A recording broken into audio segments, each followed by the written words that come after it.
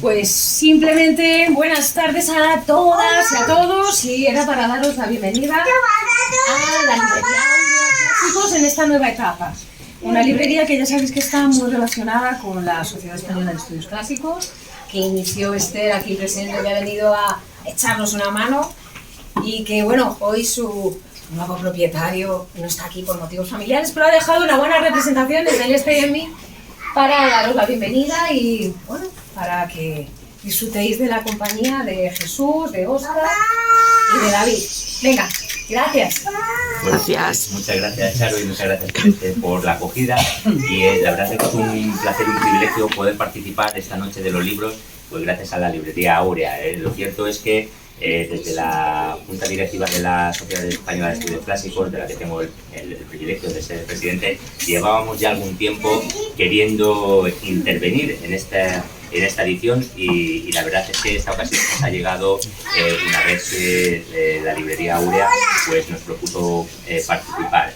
Es un gusto y queremos reconocer, dar las gracias por esta acogida y también por el afecto que nos muestran siempre por su reconocida labor de difusión del mundo clásico, tanto en su anterior etapa con Esther como ahora con Julio, que como nos ha dicho Charo, pues no puede asistir. En fin, gracias también a los aquí presentes por haber elegido esta actividad de entre toda la inmensa oferta de actos que había hoy en Madrid. Si no tengo mal entendido, había más de medio millar de actividades al hilo de la Noche de los Libros y por eso pues agradecemos que hayan decidido estar con nosotros. Y también agradezco en última instancia a dos compañeros, los dos miembros de la Delegación de Madrid de la Sociedad Española de Estudios Clásicos, que son David Hernández de la Fuente y Jesús Quiles, que van a llevar, nunca mejor dicho, la voz cantante en el caso de Jesús, en este acto que me voy a limitar simplemente a presentar y a decir unas palabras preliminares.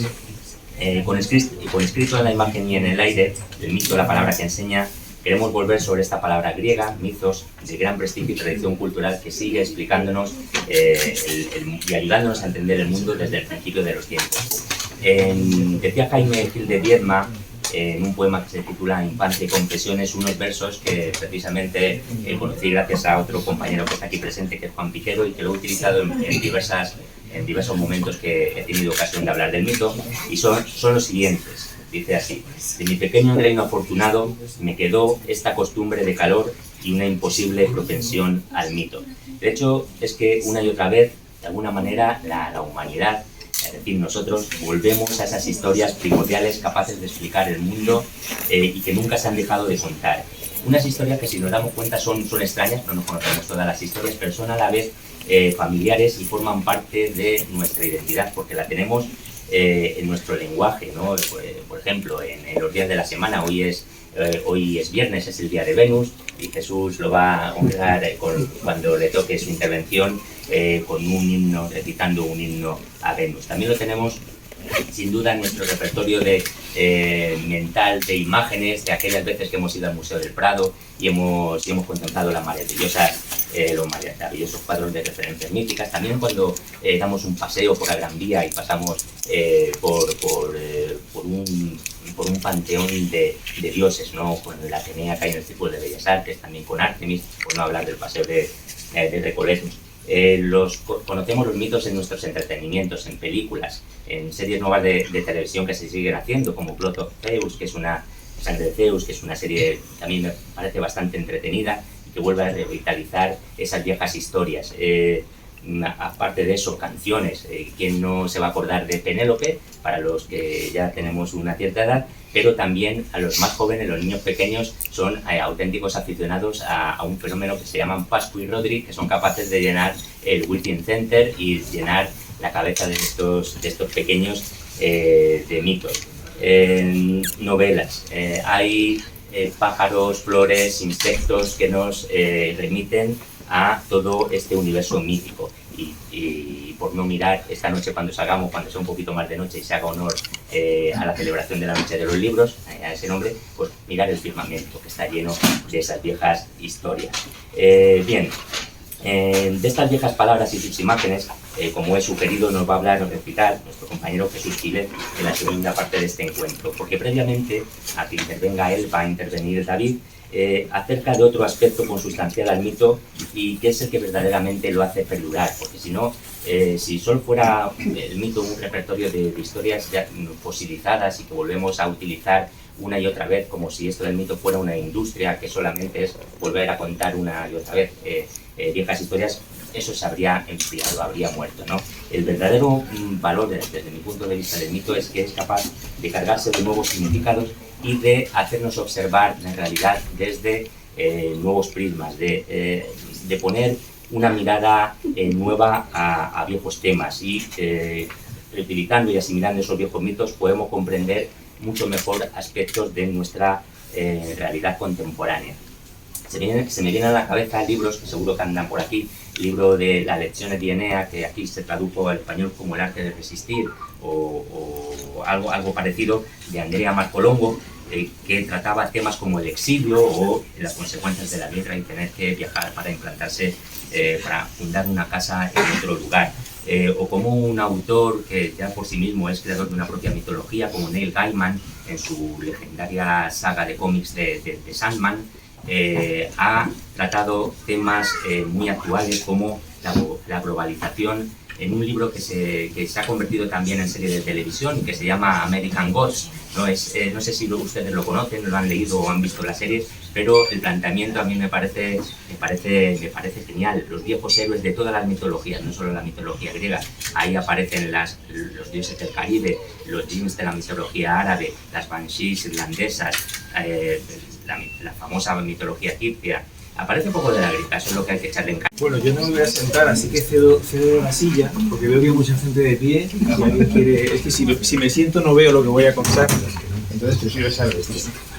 Bueno, voy a primero dar las gracias por la invitación a mi colega y amigo Óscar. Ese es el libro de Zimmerman, sí. Y bueno, pues es un placer estar aquí. Gracias a Aurea por acogernos, gracias a la SEC y a todos ustedes por estar aquí esta tarde. Bueno, yo voy a hablar del mito en su recepción, en un caso muy particular que tiene que ver con las series y con el cine. Es uno de los grandes... lo he hecho y hago yo también mi ministro de publicidad.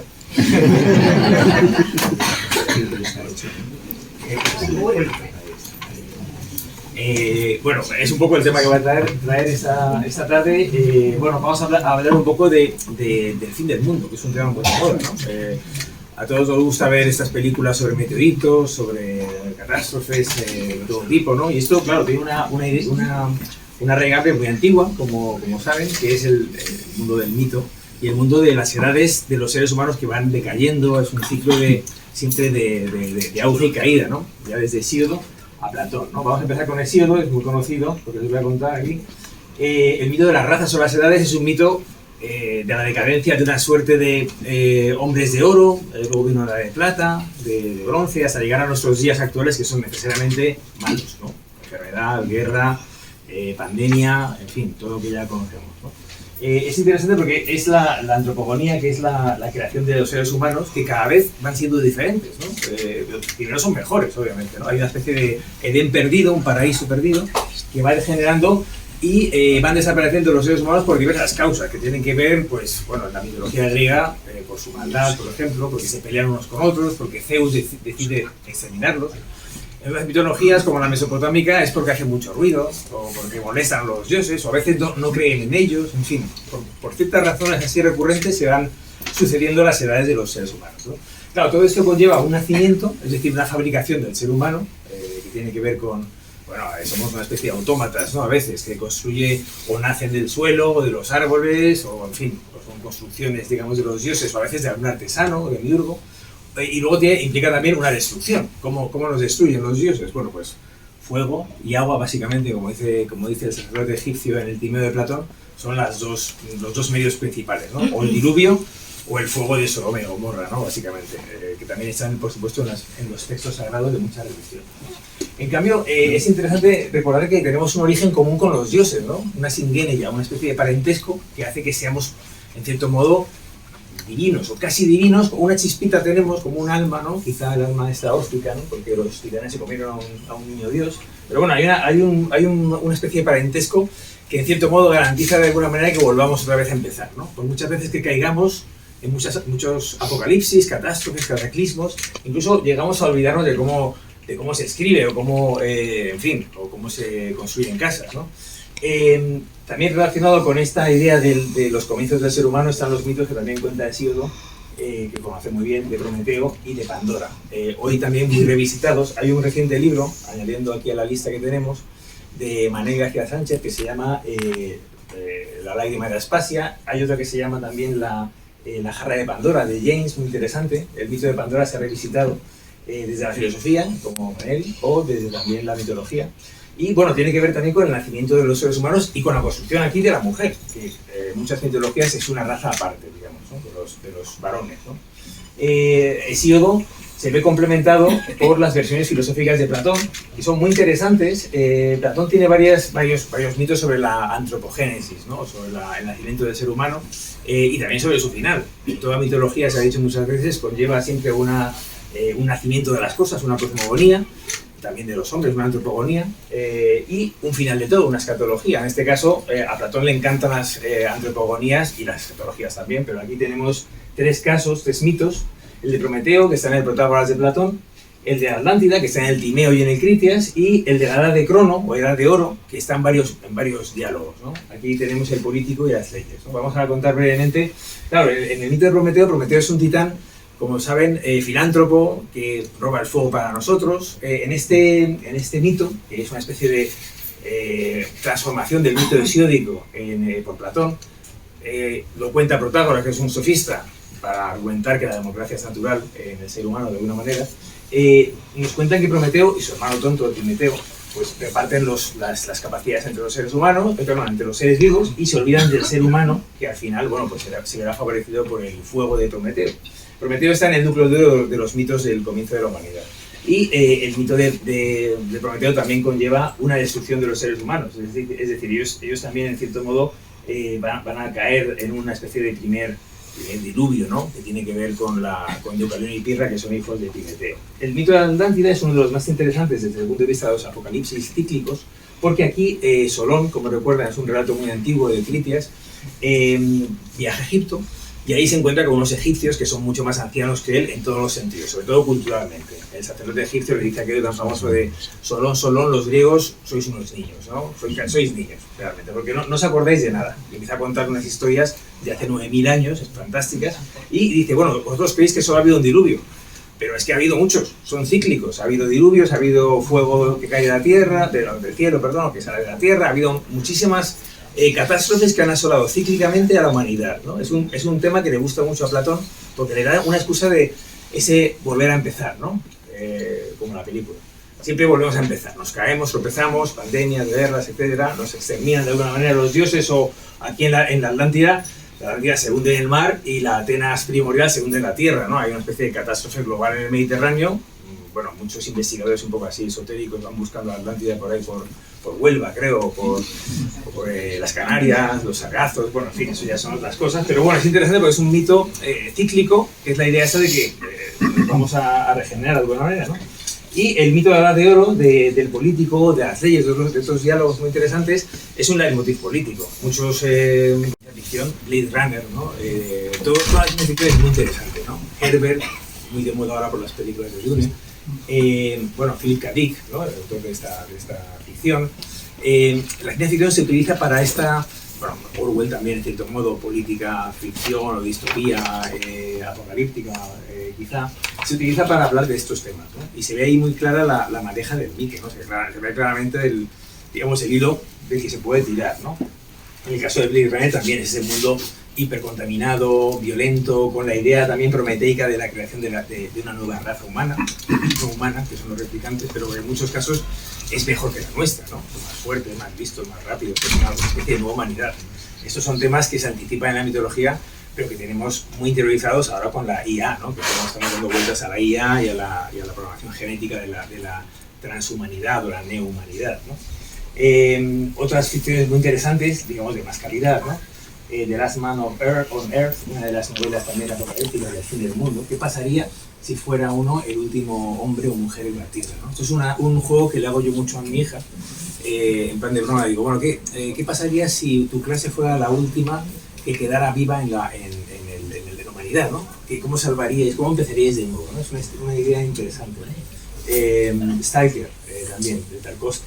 Películas fantásticas como 2001, del año 68, de Stanley Kubrick, una de las películas también que me gusta poner en relación con Prometheus, de Ridley Scott, que, como seguramente saben, es una especie de secuela de Alien, ¿no? De alguna manera, pero que enlaza muy bien con la idea esta de la singénea del ser humano con la dignidad, ¿no? Porque no destripo nada si digo, bueno, que no somos humanos realmente los humanos, no somos naturales. Esa idea de que somos construidos de alguna manera o que tenemos alguna chispa divina o extraterrestre, en el caso de Prometheus, ¿no? Es decir, ¿por qué tenemos razón? ¿Por qué el logos? ¿Por qué chispa es esta que nos anima, ¿no? Y también en 2001, Odisea del espacio, ¿no? O sea, la intervención casi metafísica de un ente suprahumano que nos convierte en lo que somos, ¿no? No somos normales, siempre o nos creemos que no somos normales, no somos animales normales, ¿no? Pese a lo que parezca. Otras ficciones muy interesantes, por ejemplo, en las series, la original era muy mala, pero la segunda está muy bien, ¿no? La recomiendo. Es esta idea que les decía sobre el ejercicio, el juego que hacemos mi hija y yo, ¿no? Ella escribe también ficciones de este tipo. ¿Qué pasaría si tu clase de la escuela secundaria fuera la última en el universo, ¿no? Bueno, aquí quedan unos 1000 seres humanos en una nave espacial, encerrados, buscan un nuevo hogar. El mito también está, por supuesto, en Virgilio, ¿no? El mito de buscar una nueva familia prometida, un nuevo lugar para vivir, ¿no? Somos exiliados, nuestro mundo está catastrófico, ¿no? Aquí lo interesante, bueno, el remake es de los años 2000 tempranos, ¿no? Es post-11S y está muy influido por esa mentalidad, bueno, del terrorismo, de la inquietud por el clima, de la religión también, ¿no? Bueno, para contar brevemente, los humanos, bueno, esta de en medio es también para los humanos, ¿no? Es una especie de replicante, ¿no? También describo un poco la historia, ¿no? Pero lo interesante es que los humanos estamos en unas naves que vuelan por el espacio buscando un lugar, la Tierra está ya catastrófica, y nos persiguen unos robots que nos consideran impíos y sacrílegos porque somos politeístas. Queremos al Zeus, al Enea, ¿no? Los humanos son todavía politeístas y los robots, que han evolucionado mucho en la mente, han llegado a la revelación de que hay solo un Dios, ¿no? Entonces nos exterminan porque somos paganos. Es muy curiosa la historia y luego viven como o sea, tienen células ocultas entre los humanos, explotan, nos hacen atentados, es un mundo así muy curioso, ¿no? Bueno, solo son algunos ejemplos. Esta otra serie fantástica, Wilder Pines, también es una especie de mini comunidad en lo utópico, en lo aparentemente precioso, un pueblo americano aparentemente perfecto. Es el último pueblo del mundo, porque alrededor hay una cápsula y fuera hay un montón de zombies sanguinarios, es un mundo así postnuclear. Y entonces esa pequeña comunidad que no tiene internet, no tiene IA, no tiene nada, pues tiene que nombrar un médico, un maestro de escuela, es una especie de viejo pueblo americano de los 50 y ahí está la humanidad, ¿no? Y es muy interesante su construcción de cómo hacer y refundar una nueva humanidad, ¿no? Bueno, esta me encanta, también hablando de películas infantiles o de experimentos infantiles, Wall-E, ¿no? De Pixar, también un apocalipsis ecológico, ¿no? La humanidad errante en unas naves espaciales, hasta que el pequeño robot, Wall-E, descubre una planta que es capaz de crecer y vuelve otra vez al mundo a la Tierra, ¿no? Puede volver el ser humano. Esto es totalmente visionario, eso es como somos nosotros en el metro con las pantallas, ¿no? O sea, realmente estamos todos muy gordos, no nos movemos, nos dan todo hecho y estamos siempre mirando la pantalla porque es la realidad. Lo otro pues no nos importa, no nos relacionamos con el vecino ni tenemos pareja porque lo mejor es ligar por la pantalla, ¿no? Entonces esto es lo más parecido a ir en metro, ¿no? Pero vamos, la película es fantástica, ¿no? No es solo para niños, ¿no? Es mucho. Bueno, son pequeños ejemplos para no consumir mucho el tiempo, ¿no? Que quería ir acabando, hace unos 20 minutos. El meteorito cíclico que nos obsesiona con la ciencia, con la idea de que somos los herederos de los dinosaurios y hay un meteorito que nos va a exterminar, ¿no? Películas muy recientes, Armageddon, no tan reciente, Don't Look Up, también muy interesante políticamente por el tema del trumpismo y las fake news y el tema del apocalipsis y la política. Y la más bonita de todas, Melancolía, de Lars von Trier, que es el mejor apocalipsis del mundo, el más chic, ¿no? El más romántico. Uno casi tiene ganas de que se acabe el mundo para ver esa película, para poder ser como los de la película, ¿no? Es muy elegante, ¿no? Melancolía es una película así. También hay, esas odiseas apocalípticas o post-apocalípticas de mundo zombie, ¿no? The Walking Dead. O La carretera, el libro de McCarthy, que se ha llevado al cine fenomenal, ¿no? Como saben, ¿no? cómo, bueno, pues cómo rehacer la humanidad con lo que quiera, ¿no? Con los restos, que nos interesa mucho. Una nueva edad de oro puede surgir después de nuestros errores, ¿no? Y por supuesto las pandemias, ¿no? Nuestro mundo post-COVID ha sido muy rico en esas ficciones, ¿no? Contagio, esta es pionera, es precursora casi, ¿no? Y Sweet Tooth se llama esta, me parece, ¿no? Sweet Tooth es un mundo también post-pandémico, con una especie de nueva raza humana mixta, híbrida, con los animales, como nos hemos pasado con la naturaleza. A cambiar, la variación también está al gusto, y vamos a una segunda parte de este encuentro en el que Jesús Quílez, al que voy a hacer una pequeña presentación, pues va a tomar la palabra. Bueno, quería señalar simplemente y muy brevemente que además de su larga y además exitosa trayectoria como docente en un instituto hermano del que trabajo yo, allí en Fuenlabrada, pues bueno, ha hecho con sus alumnos obras de teatro en las que siempre ha promovido y ha fomentado los valores de convivencia, y además tiene una faceta como poeta, tiene libros acerca del humor, y por mencionar alguna contribución suya libresca al mundo del mito, quería citar el libro Desmontando mitos, ocurrió realmente como nos lo han contado, que él editó junto a Juan Piquero en el sello que tiene la delegación de Madrid de la Sociedad Española de Estudios Clásicos. Y entonces ya te cedo la palabra con muchísimo gusto.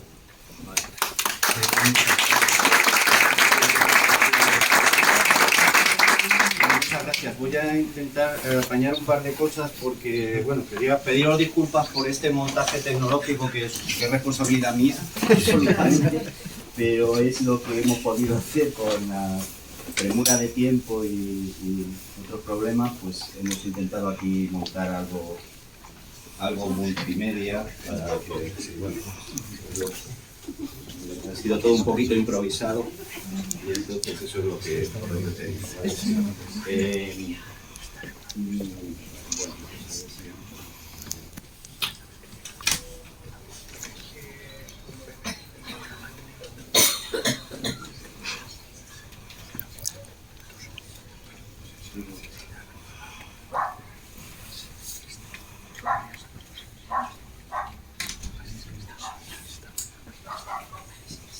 Os hablo un poquito del tema del mito como forma de enseñanza, ¿no? Durante mucho tiempo quizás ha estado un poco menospreciado, ¿no? Pero realmente muchas civilizaciones antiguas, en el caso especialmente de la cultura griega y latina, se basaron en esta forma de educar a la gente. Entonces era lo que había, ¿no? La gente se reunía por las noches en torno al fuego, ¿no? a la cena, a la comida, y su forma de educarlos pues eran estas historias. Yo creo que los seres humanos estamos acostumbrados a aprender de las historias, a aprender a partir del cariño, de las caras, de las imágenes, antes de que esto se volviera quizá demasiado abstracto. A mí me resulta, bueno, voy a poner un ejemplo, que es un ejemplo de mito que es un poco en cierto modo contradictorio. El libro de Stephen Greenblatt, de Swerve, que habla un poco sobre el libro de Lucrecio. Lucrecio escribió este libro del De Rerum Natura, que es un libro que se salvó milagrosamente, solo un ejemplar, es una maravilla que haya llegado por un cúmulo de casualidades. Y en este libro él explica una teoría científica, pero lo hace, entre otras cosas, no tiene reparos en incluir el mito, por ejemplo, en este caso el mito de Venus, ¿no? Venus como la madre naturaleza, ¿no? Es un poco el dios de Spinoza, ¿no? El dios que decía un poco Einstein, ¿no? Y yo quería destacar, os he puesto ahí algunos tópicos que salen en el libro. Uno es el del clinamen. Más o menos, pues Lucrecio nos habla, la doctrina de Epicuro básicamente la tenemos gracias a él, y nos habla del tema del atomismo, el atomismo antiguo. Y en el atomismo antiguo hay un concepto que es que los átomos se mueven, pero hay una pequeña desviación, hay una holgura, hay un espacio, ¿no?, para que se muevan de distintas formas y den lugar a otras cosas. El otro día me resultó llamativo que un científico estaba comentando que en algunos algoritmos el hecho de meter un concepto, un factor de azar, hacía que funcionaran mejor o que consiguieran otros resultados. Y quizá el tema del mito es ese. En los mitos clásicos, sobre todo en los clásicos, porque hay otros mitos, otras mitologías que son más maniqueístas y donde hay más buenos y malos. Todos los mitos clásicos, no sé, supongo que lo habréis experimentado, no, es difícil decir que hay buenos y malos. Siempre hay cosas que uno no entiende, y eso que no se entiende, yo creo que es lo que hace que se puedan reinterpretar una y otra vez en distintos sentidos, a veces para bien y a veces para mal, luego lo veremos, ¿no? Entonces, bueno, pues este poema de Lucrecio, ¿no? Que no renunció a hacer un libro, que es un libro de física, pero es un libro de física en verso, ¿no? Entonces algo que a algunos no les ha encajado muy bien. Y sobre todo tiene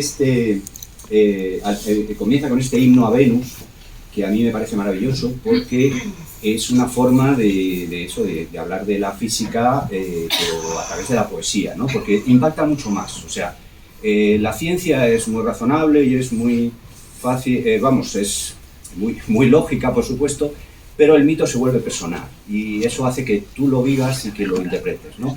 Por ejemplo, el hecho de que hablaba David, por ejemplo, del tema de la ecología, los grandes problemas, pero hay otra forma. O sea, también si yo creo, no creo, es una personificación, pero si a los chicos, a los niños, pues eso, de los clásicos, ¿no? Que estos niños que se educaban escuchando las recitaciones y los cantos de los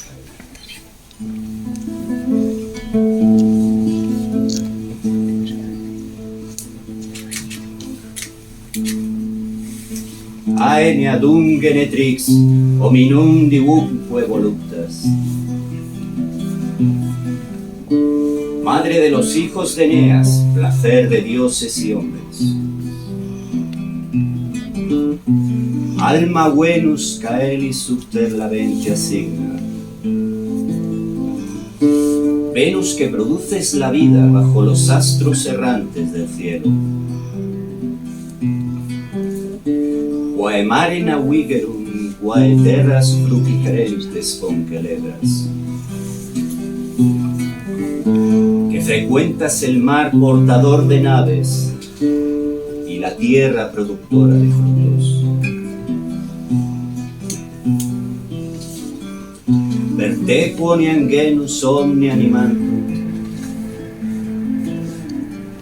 Por ti es concebida toda raza de seres vivientes.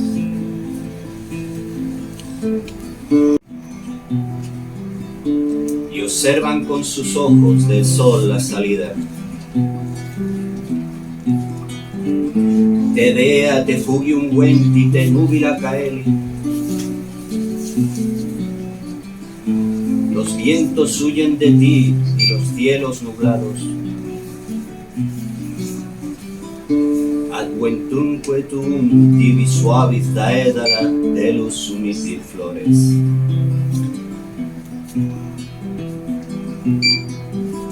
Y a tu llegada la delicada tierra hace brotar las flores.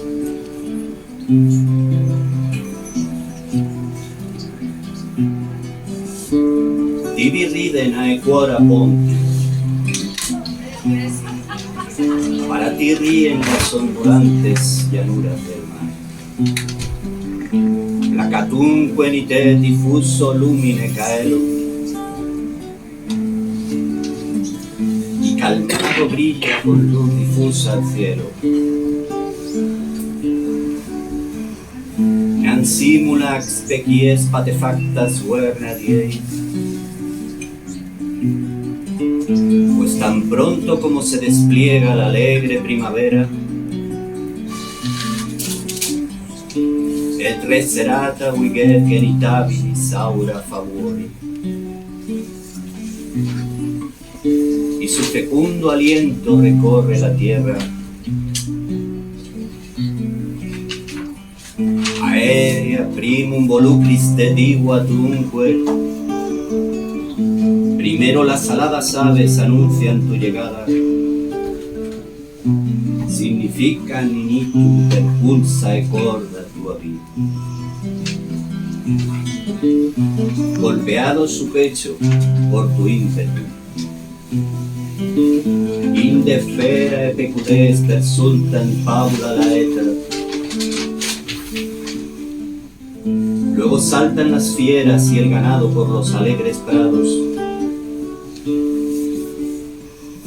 El rápido strananandis grita capta lepore. Y atraviesan a nado las corrientes llevados por tu encanto.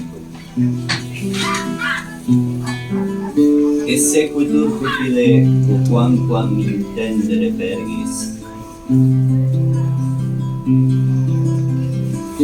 Todos te siguen de grado por donde tú los guías. Denique per maria montes fluviosque rapacis. Por último por mares y montes y ríos voraces. Frondiferasque domos sabium camposque mirentis.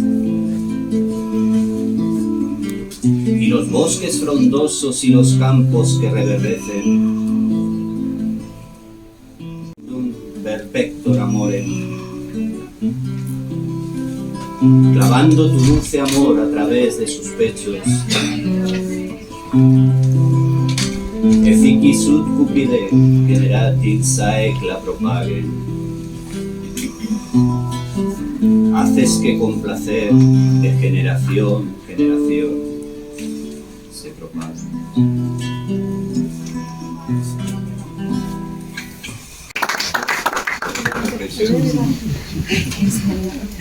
Bueno, pues eso es lo que comentaba, de que es otra forma distinta de aprender las cosas, de sentirlas, ¿no? Porque en el fondo, como seres humanos, pues tenemos ese factor emocional que creo que es importante.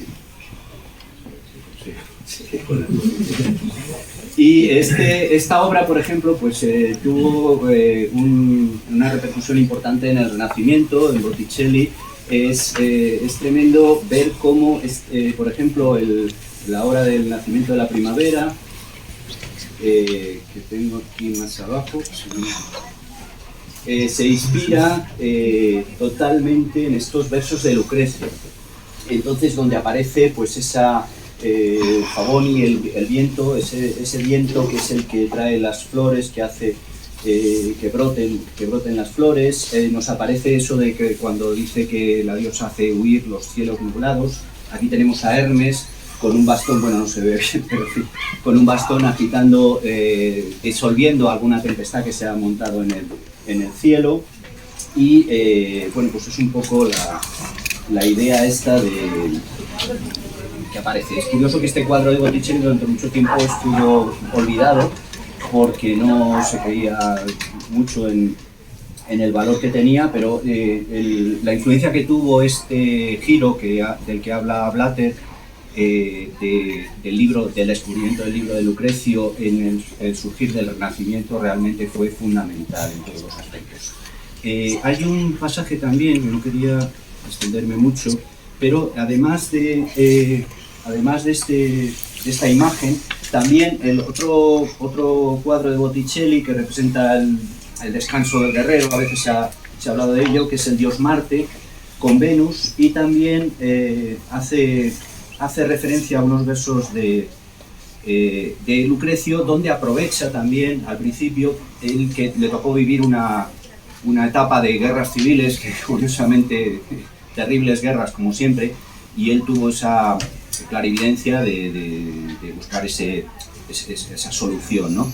Y entonces, un poco más adelante sus versos dicen, en efecto, refiriéndose a Venus también, dice, en efecto, solo tú puedes ayudar a los mortales con tu sosegada paz, ya que los fieros menesteres de la guerra los gobierna Marte, omnipotente, ese que a menudo, derrotado por heridas perdurables del amor, se acuesta en tu regazo y así, levantando sus ojos, echando atrás la bien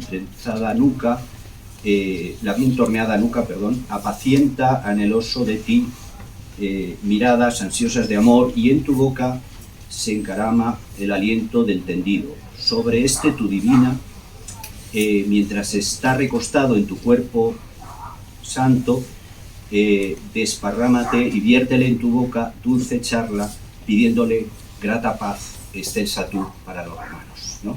Y se ve en el cuadro incluso el gesto que tiene en el cuello, hace una referencia muy, muy concreta a esta imagen de Lucrecio. Bueno, pues os comentaba eso del Renacimiento, y luego el aspecto cuántico, que hablamos de que los mitos clásicos son mitos que siempre admiten muchas lecturas, que nunca quedan cerrados, nunca se sabe exactamente qué es lo que ha pasado y por qué. Siempre crean, sobre todo yo lo veo en mi práctica diaria con los alumnos, que les crean inquietudes, dudas, protestas a veces, esto no, ¿por qué hizo esto? ¿No? Pero eso es el fundamento que quizá pues produce esa ebullición psíquica, ¿no? Y por eso comentaba lo del tema cuántico. Para la ciencia normalmente, pues las cosas, la ciencia en el aspecto de las grandes realidades, las cosas son verdad o mentira, una cosa es cierta o no, el sistema es binario, 0 o es 1. Pero también nos han demostrado la física cuántica que lo más pequeño, por ejemplo, eso no es así. O sea, resulta que una partícula tiene unas posibilidades, un porcentaje, un tanto por ciento de posibilidades de estar en un sitio o en otro. O a lo mejor podemos saber dónde está, pero no podemos saber lo que pesa, ¿no? Entonces, bueno, pues quizá esa holgura de la que hablan los atomismos antiguos, que es ese espacio para que las cosas se puedan mover y cambien, pues nos la puede ofrecer el mito frente a otro tipo de ideologías e incluso religiones, que siempre son restrictivas, que siempre imponen unas normas. El mito, en cambio, queda abierto. Sobre las lecturas del mito, también este cuadro que todos conocéis, ¿no?, de Saturno devorando a sus hijos, un cuadro de Goya que sabéis que no estaba hecho para que se viera, y nos refleja cómo él ha reinterpretado el mito. Sabéis que Crono devoraba a sus hijos por esa paranoia patriarcal de que le iban a destronar, que ha perdurado a lo largo de la historia. Pero Goya lo que hace es una relectura, hablando de cómo un pueblo, un propio país, los propios gobernantes muchas veces devoran a sus hijos, no les dejan desarrollarse o llegar a donde debieran. Y un ejemplo, por no extenderme mucho, pero un ejemplo es que, claro, en esta figura hay algo que llama la atención, bueno, aparte de la monstruosidad y lo terrible, ¿no?, de la imagen, y es que no es un niño. Sabemos que Cronos devoraba a sus hijos pues cuando todavía eran muy pequeños, para que no pudieran, no era una cosa tanto de crueldad, sino simplemente de que un dios no le puedes matar, pero si te lo tragas, pues no puede hacer nada, ¿no?, porque está ahí neutralizado. Pero esto no es un niño, esto es un hombre mayor, ¿no? Entonces quizá eso nos refleja la idea de Goya. Goya se está quejando de un país y de un estado que en un momento pues le hace como al final fue, le tuvo que marchar de España porque por he left for good, que dicen los ingleses, ¿no?, para salvar un poco la vida, ¿no? Y entre otras lecturas hay otra a lo largo del mito, como comentaba David, en los ejemplos que ha puesto, pues hay lo que se llama una recepción del mito, que es cómo esto perdura siempre. Por ese valor que tiene de que no es decisivo, no es maniqueísta, y a mí me resulta que da lugar a muchas lecturas, ¿no? Y es cuando Medea se habla con sus ciudadanas, ¿no?, en Corinto, ¿no? He llegado a Corinto, ella ha sido está en una situación en la que le obligan a exiliarse, y entonces ella toma la decisión de hacer todo el daño posible a Jasón, a su esposa e incluso a sus hijos, que hay una cosa tremenda, pero vemos que en Eurípides hay un esfuerzo por entender el porqué, que es una cosa tan terrible, ¿no? En cierto modo diciendo que ellos van a ser unos desgraciados si se quedan allí. Es terrible, ¿no?, la disyuntiva que tienen, ¿no? Y nos comenta así: sí, mujeres de Corinto, he salido de casa, ya sé que no debemos, no me lo tengáis en cuenta, pues los que han sido arrogantes, unos lo fueron sin ser vistos, otras dentro de sus casas, muchas por meras apariencias obtuvieron mala fama. La justicia no está en los ojos de los hombres. No puedo alabar a estos ciudadanos. Antes de conocer claramente el corazón de su prójimo, lo aborrecen con una mirada, sin haber sufrido ninguna injusticia, y el extranjero debe adoptar las costumbres del país. Ni hablaré del ciudadano que por ignorancia es odioso para los ciudadanos, pero sobre mí ha caído este desastre imprevisto y ha destruido mi vida. Deseo abandonar la agradable vida y morir, porque aquel que lo era todo para mí, ahora lo sé, ha resultado ser mi esposo, el peor de los hombres. De todo lo que existe y tiene uso de razón, somos las mujeres las más desgraciadas. Primero, debemos comprar con dinero al dueño de nuestros cuerpos, con un precio terrible, y convertirlo en un tirano sobre nosotras mismas, que es peor que lo anterior. Y esta es la terrible agonía, si tendrás la suerte de que sea un hombre bueno, o uno malvado. Después, no está permitido a las mujeres rechazar a su marido. Habiendo llegado a nuevas costumbres y leyes, haría falta ser adivina, no habiéndolo aprendido en casa, para saber cómo tratar a tu compañero de lecho. Si lo logramos finalmente, con dulzura y tacto, y nuestro marido no se resiente del yugo del matrimonio, nuestra vida es envidiable. Si no, sería mejor morir. Porque cuando un hombre se agobia con su familia, sale fuera y desahoga su corazón, y se junta con algún amigo o alguien de su edad, mientras para nosotras es necesario depender de una sola persona. Y dicen que llevamos una vida segura en casa, mientras ellos combaten con la lanza atormentados.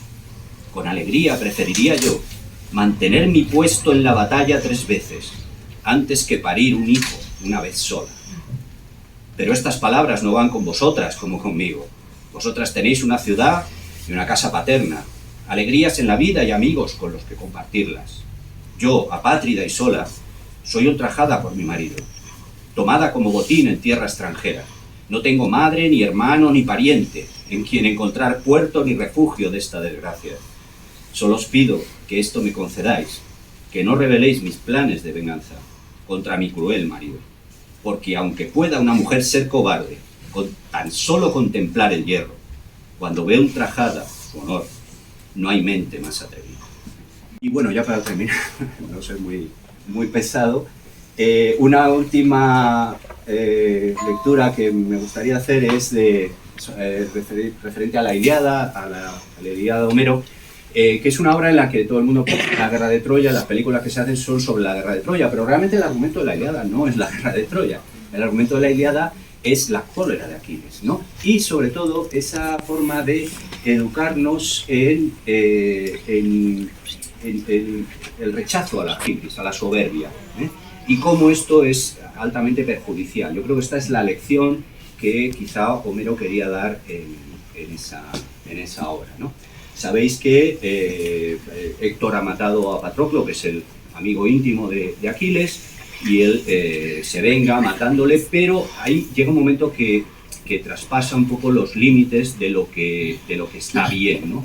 Y es porque luego ultraja su cadáver. Es curioso porque yo cuando explicaba este tipo de cosas, en la Ilíada aparece mucho cómo cuando matan a uno pues se produce esa guerra para recuperar el cuerpo, para exigir rescate a sus padres por él y todo eso.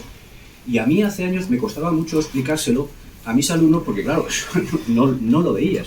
Pero ahora es triste, ¿no? Pues lo que estamos viendo con algunas cosas, con las guerras, la guerra, por ejemplo, en Palestina, en Israel, hemos visto, yo sé que hay, por ejemplo, una brigada, en el caso de Israel, tienen una brigada para recuperar, cuando hay un atentado y eso, los restos de los muertos, porque, y a veces también, las propias organizaciones terroristas les han exigido rescate por los cadáveres, ¿no? Entonces, esto que estamos volviendo, ¿no?, a esta situación parece mentira, y también en otras situaciones cuando hoy en día pues la gente ve como algo extraño o paradójico que la gente que tiene familiares y amigos, familiares sobre todo, que han muerto aquí en la guerra civil y están enterrados en las cunetas, que les parece extraño que la gente pida recuperar sus cadáveres, ¿no? Entonces algo que ya Homero, en este caso, pues nos llamaba la atención sobre ello, ¿no? La gente necesita, son cadáveres, son muertos, pero es muy importante para el caso de la familia. Y bueno, tenía aquí un pequeño pasaje del final de la Ilíada, ¿no? Donde habla Apolo, e incluso el propio dios Apolo se atreve a quejarse.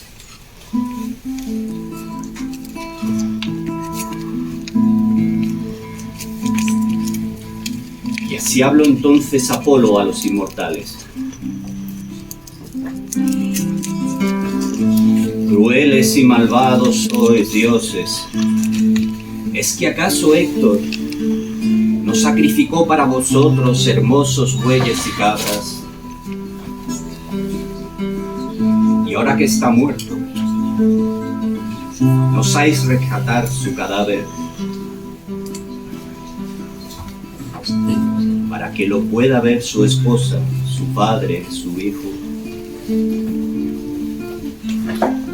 y así honrarlo con los necesarios ritos? Y en cambio favorecéis al pernicioso Aquiles, para quien no existe razón ni piedad, sino que como un león salvaje en su presa se ensaña. De tal modo perdió Aquiles la piedad, la vergüenza. Porque debe cesar en su llanto el que aún será mi aquel pido. Las parcas le dieron al hombre un corazón tolerante. En cambio Aquiles, que le quitó a Héctor la dulce vida, arrastra atado a su carro un ultrajado cadáver. Alrededor del túmulo del compañero querido. Y esto no es hermoso ni para él provechoso. Hagámosle con nuestra ira entender que así solo ultraja a la tierra callada.